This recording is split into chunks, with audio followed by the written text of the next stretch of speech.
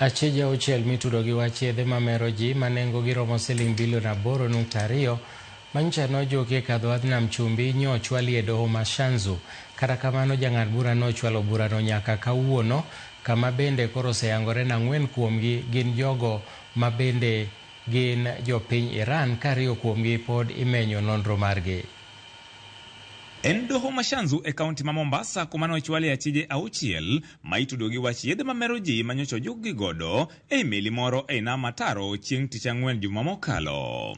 Kae ne oyangore ni achijego mawuok e piny Iran ne ok nyal loso gi dho ngere kata manoswayo gino manomiyo kweth obila matimo nonro e winjore mag nam NCIS chwalo jaloko margi. Just want to, for preliminaries, to confirm whether we have an interpreter before court. Say, I swear by the Almighty God. I swear by my I swear by the Almighty God. I swear by Almighty God. Kata kamano, okinde mag piny owacho kotelnegi kod jata chenro mag dohono Anthony Musyoka ne jobedo gi kiawa e wi lony mar jalokono Abdul Karim mawuok e piny Amerika. Which that I was looking for in that contract is as to whether one of his key mandates is to interpret. I must state that I have not seen that in the shortest time that it was provided to the prosecution. The only issue or point of departure is as to whether he is competently, professionally, in that position to be able to interpret these matters that are going for court. To bang' yango ni ne oonge kod oboke mar wuoth kaachiel kod obok mamoko manyiso lony mare, doho ne okwa mondo mi omiye thuolo mar chwalo obok ma kamago. Kindly consider mentioning this matter in another appropriate time as suggested, possibly tomorrow, or if it is not possible, later in the day today.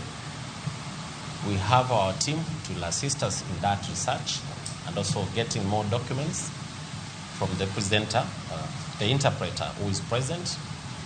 More importantly, on the passport that has been mentioned to be back in his hotel. Please have all the documents that are required to be able to qualify you as a person who can be able to interpret for us.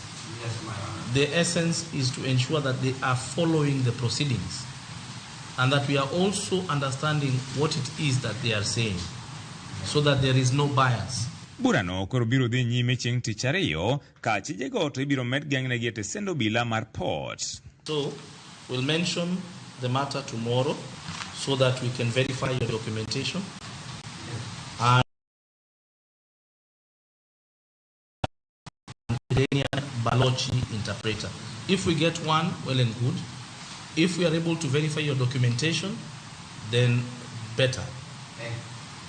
So they will be remanded at Port Police pending further orders of this court.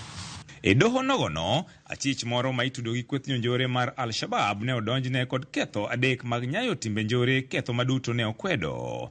Achichno manyinge Ali Mohammed Sharif ne odonjne kod ketho mar bedo jakanyo e kweth njore mar Al-Shabab, lombo jopiny donje kwethno kaachiel kod chulo omenda mar wuoth ne jago mane wuok e pacho ka kadhi riwore gi kwethno e piny Somalia.